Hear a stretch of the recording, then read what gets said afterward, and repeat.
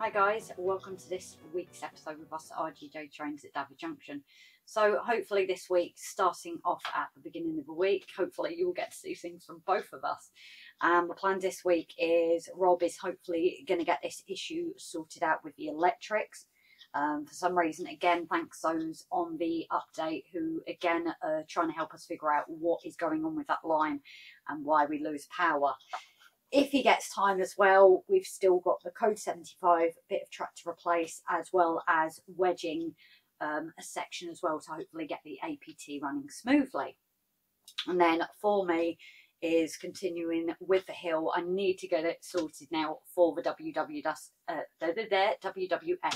entrance, which, as we found out, is the 4th of October is the deadline.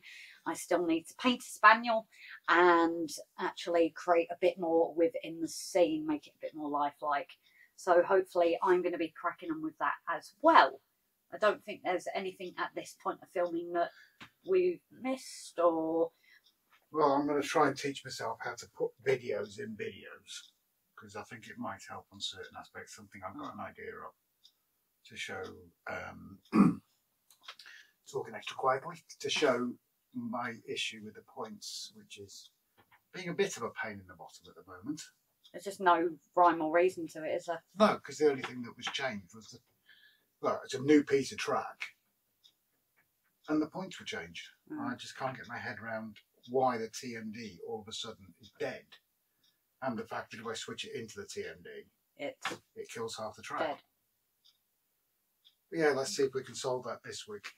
And as well, thank you for the talking point with Eyeball, the engine. So like we said in the update, it is a prototype, so hopefully it was nice to have a little conversation. We don't often talk about products and trains because we don't really know. But obviously Ivor is something that's quite passionate to us, and we have our one that Paul made for us. So can we be a bit biased? Yeah. We can be a bit biased. So yes guys, we're going to crack on now and see you in the episode. Bye for now. Right guys, so this is where Rob asks for help. As you all know, I had to replace these points here to try and reduce the sweep for the APT, and there were an old set of points. Now I've got a voltage issue. If I switch the let's switch that way first. If I leave the switch that enters the TMD to the outer loop, then I'm absolutely fine. Let's turn that on as well, let's help. And if I measure this, then we have around 13 volts. Not a problem at all. Now if I put the switch that enters the TMD to go into the TMD itself, I've lost it. And it's from this point here all the way around to the TMD that I've got no power at all. And it's only since I replaced these points.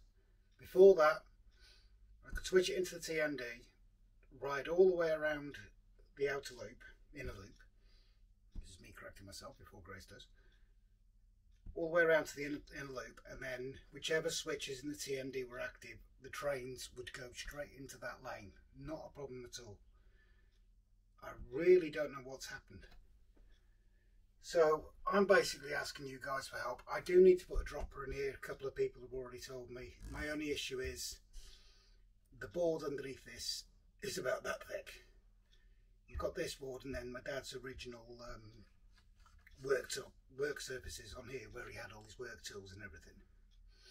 So obviously a thin, small drill bit isn't an option. So I'm going to have to try and either get them down through the manhole cover, or just drill a bigger hole with a longer bit and try and cover it up somehow. But please comment below as to your... I am going to put a dropper in, but please comment below as to what you think may have happened. Because this is the... well, replace some of the track, but this is the only thing that's really been changed, is the switch itself. So any help of any of you guys would be appreciated. Thank you very much. Hey, well, for once I can actually say it was quite a few people's suggestions all at the same time.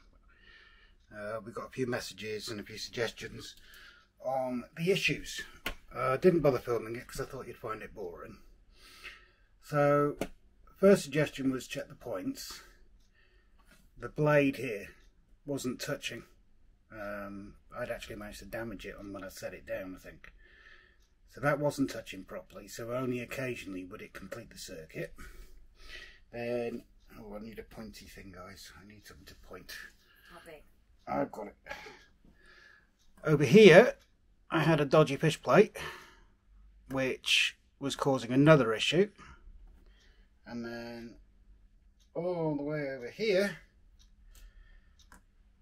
one of the lines, one of the rails, they weren't actually touching each other. The fish plate was all the way over to one side, so there was no active connection. It was, again, it was just occasionally that they were coming together. So yes, it was all three things. But I have now got the line switched over to the TMD. And no doubt you'll hear before you see it. Now at the point it's coming up to, I'll stop it in a second. There, it was dying. And you can barely see that. It was dying there, which I should have known better and checked the fish plates there. Then knock it on a bit further. Obviously you had the second issue there. Third issue there. But if I bring this back round,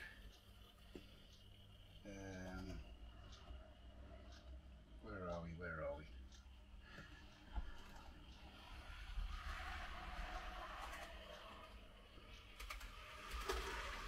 Straight into the CMD area. But that is only live when I need it to be. When those points there are actually switched, only at that point does the TMD go live. And I can tell that from the LEDs I've got attached to the buffer stops. So yeah, thank you for all your suggestions. Feel free to comment further, apart from Rob's a bit of a wally. Well, you can put that if you want to, I'm not worried. But yeah, thank you so much for those suggestions. Now it's just a matter of tidying all this back down, but I'm not ballasting it. Like I've said, I have this bit here that I've got to rip up and put some code 100 down instead of the code 75 that's currently down on it. And then just behind the camera, I think I can see, yeah, you can just about see it here, this piece here. This doesn't need to come up, but there's a bit of a dip in this side. I think I pinned it down too hard. So I need to release the ballast this side, put a wedge underneath and reballast it. So yeah, as always guys, thank you so much for your suggestions. You are all blooming diamonds. Cheers. Hi guys, so over to me. So as we know, I've really got to crack on with this hill. Now, one thing you might notice at the top, I'm going to zoom out. So I have already attached one of the trees. Simply how I did this, because it's a thicker stem and because this is originally polystyrene and then just for mod rock, I was able to literally just push it through. Some of the smaller ones I might find a bit more difficult, might need to drill, but with the polystyrene, some of them it's just simple as squishing it in and it's in. So I'm hopefully going to just try and make a bit more of this area, give it a bit more life and see what we can do with this section.